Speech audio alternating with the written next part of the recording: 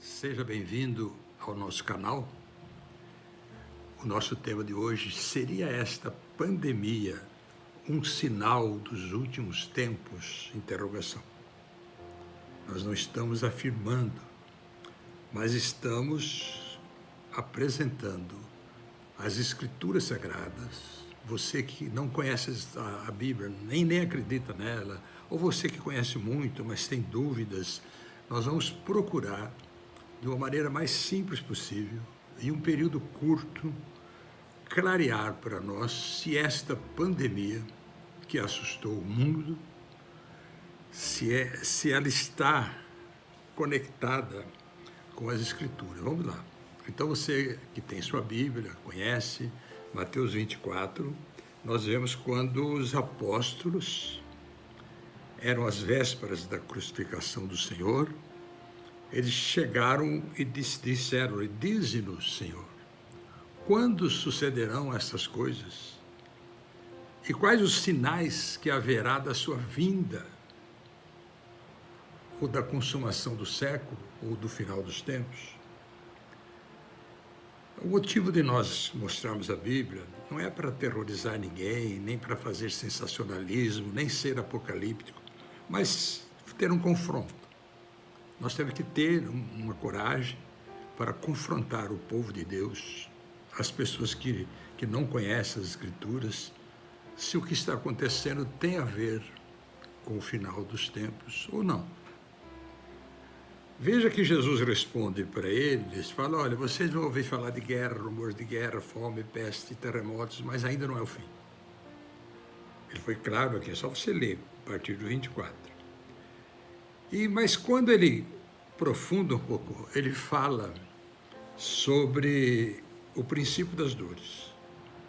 Então ele, depois, no versículo 8, ele fala: chegará o princípio das dores. Então nós, que somos estudiosos das Escrituras, nós entendemos. Você não precisa entender como eu, mesmo que você seja teólogo ou leigo, você não precisa entender igual, apenas eu estou colocando o que eu entendo, que nós estamos no princípio das dores. Por quê, pastor? Esse vírus atingiu o mundo todo. Segundo os analistas, não ficará um país sequer livre deste quadro. Um quadro difícil, um quadro aterrorizante, um quadro que nós sentimos uma necessidade de estarmos falando mais sobre esse assunto. Veja bem, no versículo 11, ele fala assim: levantarão falsos profetas e enganarão a muitos. Nós temos hoje, porque a igreja, que é a coluna e baluarte da verdade, tem aquelas pessoas que eles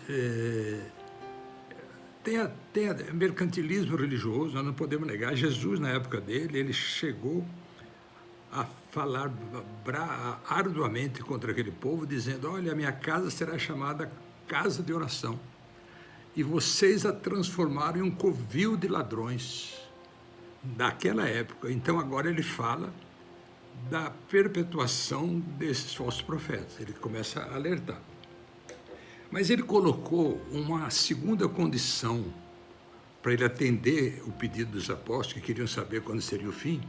Ele disse assim: olha, o evangelho, no versículo 14, esse evangelho vai ser pregado em todo o mundo primeiro. Então nós cremos, o nosso entendimento é que mesmo com todos os acontecimentos, o povo estará pregando o evangelho em todos os lugares, em todas as nações, até pelas condições favoráveis tecnológicas, de fazer com que o evangelho chegue a todas as nações. Perfeitamente razoável, normal, o que não seria assim 100 anos atrás, seria impossível, mas hoje não. Então o evangelho vai ter que ser pregado. Então são a segunda condição. Muito bem. Quando ele continua falando, ele fala sobre Daniel, que é lá do Velho Testamento, só para você consultar lá, o capítulo 12. Ele fala: olha, Daniel falou, agora quem lê entenda. Ele está pedindo para que nós venhamos a entender. E Daniel disse uma coisa interessante, que a ciência se multiplicaria. Veja que nível está a nossa ciência. Veja que nível está a situação de evolução tecnológica. Nunca experimentamos isso. Mas no 21, ele fala da grande tribulação. Então, para que você entenda e eu entenda também, nós entramos no princípio das dores. Princípio das dores. E agora ele fala de uma grande tribulação, como nunca houve em tempo algum na terra e nunca mais haverá. Está lá, está escrito no versículo 21, do capítulo 24. Que tribulação é essa, pastor? Veja bem, o cenário, o nosso cenário hoje, está favorável à vinda do anticristo, que está registrado lá em Apocalipse. Nós não vamos se aprofundar muito, senão a nossa gravação vai muito além, mas todos já viram falar do anticristo. Então, como ele precisa ter um clima, e ele tem alguns para o cenário dele, veja bem como ele tem um cenário favorável. A moeda, dinheiro, papel, ele vai terminar, vai extinguir. Por exemplo, a Casa da Moeda no Rio de Janeiro já está à beira da falência, porque hoje 10% dinheiro, o resto é cartão de crédito, é conta, crédito em conta. Então ele já vai ter um ambiente favorável. Não sabemos quando ele chega e nem sabemos quando Jesus vem.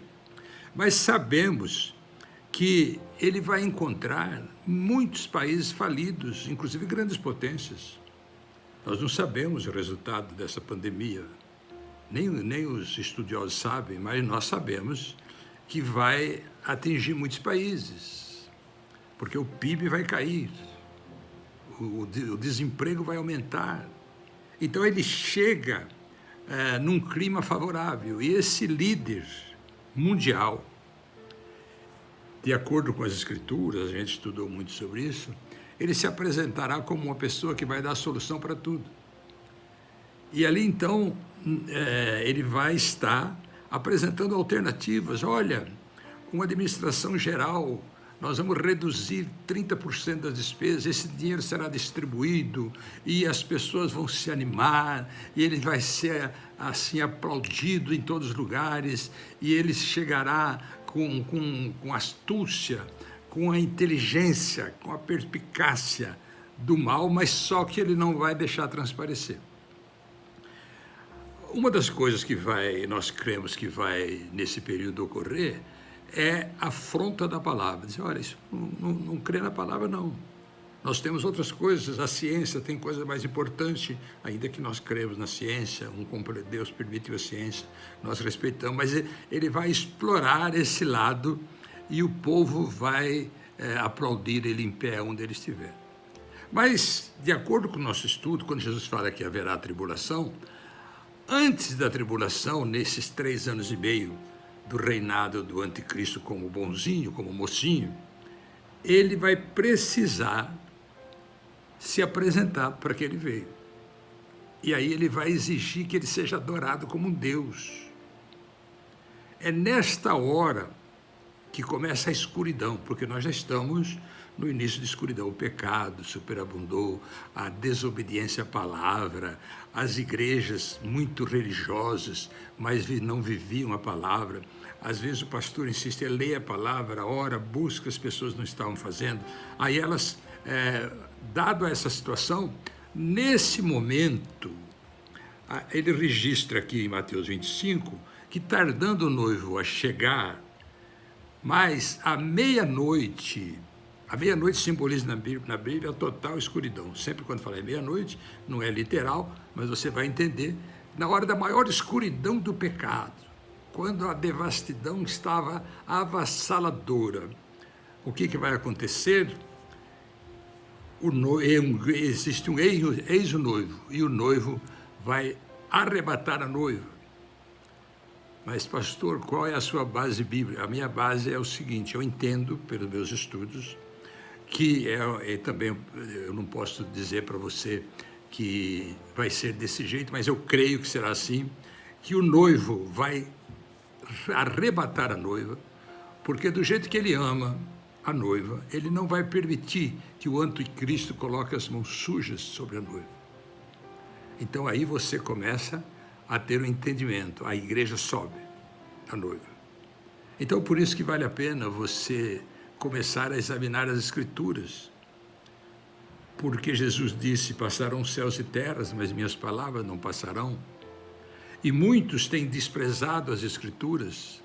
Os grupos organizados para destruir a família, o maior inimigo deles é a palavra, que sustenta as igrejas sérias, as igrejas que têm assim cumprido o seu papel evangelístico.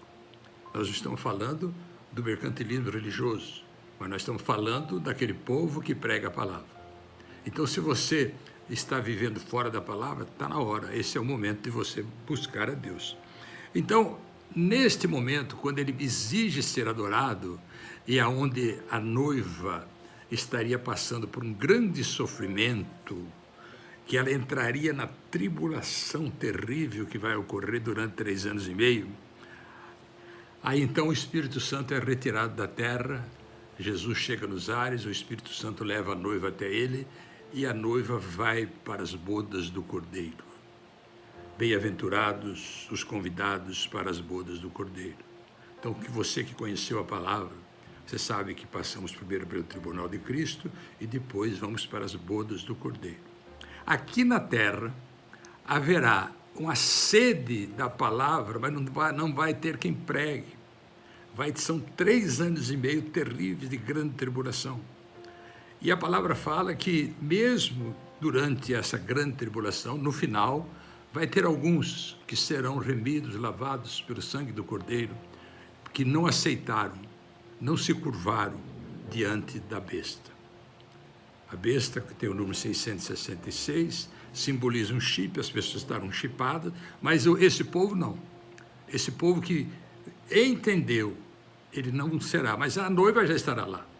E o que acontecerá na terra? Vai haver o cumprimento de Amós 8:11. Chegará um tempo em que não haverá fome de pão, mas fome da palavra de Deus, e não vai haver quem pregue. Então, esta é uma palavra resumida, dizendo que, embora o título dela, seria esta pandemia um sinal dos últimos tempos, nós estamos fazendo uma interrogação e colocando você para entender a palavra. Nós estamos fazendo um desafio para nós mesmos, um confronto com as Escrituras. Em um período breve, eu espero ter tocado no teu coração. Se você entendeu, se você foi tocado, mesmo que em alguns pontos você tenha discordado, porque nós que estudamos a palavra, nós entendemos que tem coisas que às vezes temos divergência, isso não altera a nossa direção. Você ore, você tenha uma vida, não se preocupe com o que está acontecendo, Deus sabe, Deus ouve, Deus vê, Ele nunca vai abandonar você. Que o Espírito Santo de Deus te toque. Se você foi tocado por esse vídeo, faça um comentário, compartilhe, porque é um resumo da maneira que nós entendemos, para onde nós estamos caminhando. Nesse tempo que você tem que enfrentar esse período de pandemia, mantenha o espírito edificado. Lá em Provérbios 18 fala que o espírito edificado, ele combate a doença. O espírito abatido, ele contribui para isso. Então, mantenha fé, mantenha coragem, cuide-se nas suas necessidades. Saiba que este vídeo é para que você tenha uma compreensão de como as coisas deverão ocorrer à luz das Escrituras Sagradas. Que Deus te abençoe, te ilumine e te guarde, e quem sabe nas bodas do Cordeiro nós possamos nos ver. Deus te abençoe, em nome de Jesus.